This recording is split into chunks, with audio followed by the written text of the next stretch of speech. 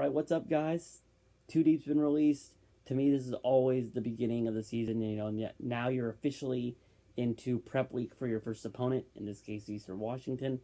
And this is when it all comes out to play. And we're this fucking close. Gonna be honest, this video is gonna run kind of long. Sorry, but that's how the cookie crumbles. This is gonna be a really compilation video of a lot of things. I'm not gonna have time to touch on it later in the week, so here we go. Vernon Adams is a starter.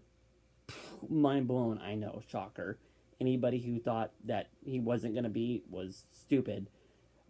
Like Jeff Locke, super nice guy, just not starting quarterback material. Offense, loaded.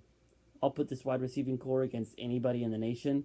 This wide receiving core is absolutely off the charts deep and talented. Just scary. Royce Freeman wins the starting role at running back, keeps it, I should say.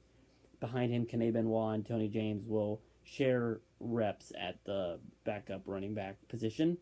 And I also wanted to touch on the running backs because I wanted to touch on Thomas Tyner. My buddy JC will back me up in the comment section about this. I drove the Thomas Tyner bandwagon. I so badly wanted him to succeed.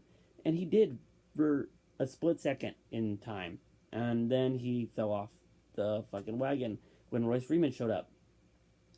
But what derailed the train completely, the bandwagon, has just, what did it in was when you waited until before fall camp to have surgery on something you should have had done in January, and then tried to pawn it off on your dad said this or dad said this, whatever. I'm not going to listen to that bullshit anymore, Thomas. I can't defend you anymore.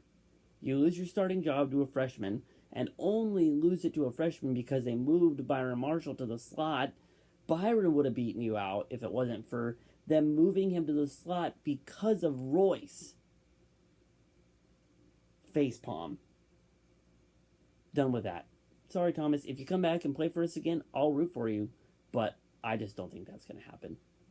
On to the tight ends, and I'm only bringing up the tight ends. Shout out to Evan Bayless, winning the starting job.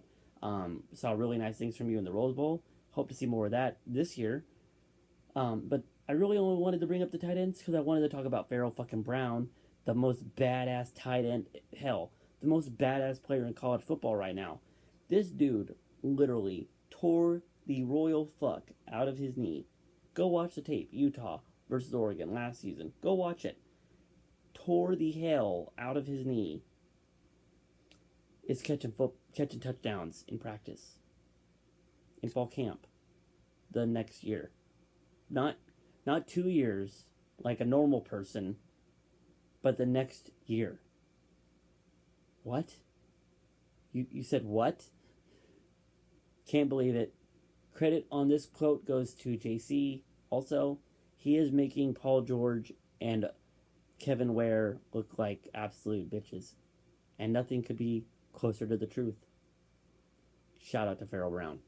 Offensive line, solid like a rock.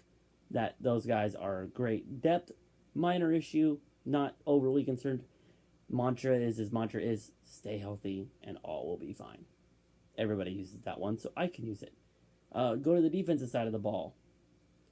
Defensive line, kind of the opposite issue. We're really deep on the defensive line. In fact, your offensive line better bring lunch because we're going to feed it to you. Relentless defensive line.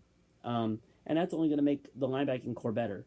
Joe Walker, Rodney Hardrick, and Jimmy Swain is the other kid I'm thinking of, who I'm a big fan of. Redshirted, coming back now, and he's ready to play. And he is big. Rodney Prevost also in there. Kid's ready for a breakout year. He's put it all together. You get into the secondary, and really young, but talented. Cannot wait for the secondary to come together and gel as a group. Cisse had a great Rose Bowl. That's his coming out party. Now he's got to make it all come together this year and really get the fan base behind him, which I think we already are. I freaking love me some Chris Cisse. But yeah, going into Eastern Washington, it is Eastern Washington. We will win by 40 to 50 points. Not concerned about it at all. Just again, stay healthy. That's what you look to do in these type of ball games. And as the season goes on, I have high hopes.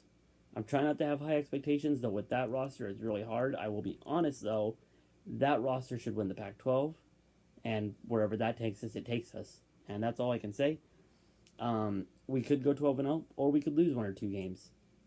It's both are just as likely. So that's going to be it for me, guys. I'm going to wrap it up, and I will see you after the Eastern Washington game. And go Ducks.